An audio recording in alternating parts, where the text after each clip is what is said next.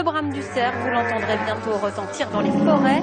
Les meilleurs imitateurs, en tout cas, s'affrontaient aujourd'hui au Parc Sainte-Croix pour un concours unique en France. Un reportage sonore à suivre à la fin de ce journal.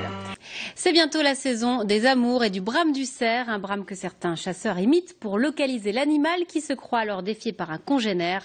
5 imitateurs de talent participaient aujourd'hui au premier championnat de France d'imitation du brame du cerf. C'était au Parc Sainte-Croix, un concours impressionnant, vous allez le voir avec Florence Grandon et Benoît Bourg.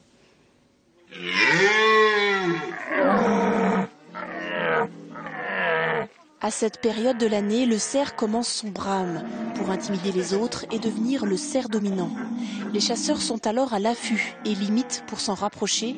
La tradition est très ancienne et les concours entre brameurs aussi, en Allemagne notamment. C'est extraordinaire de pouvoir parler avec les animaux. Je peux imiter beaucoup d'espèces différentes. Le cerf, c'est le roi des forêts, c'est lui qui a la voix la plus grave et la plus puissante. Et c'est vraiment celui que je préfère imiter. Didier Hamann est chasseur occasionnel et quand il brame d'habitude, c'est en forêt pour les cerfs uniquement. Ça m'est arrivé, moi, une fois, jusqu'à 5 cerfs qui venaient répondre.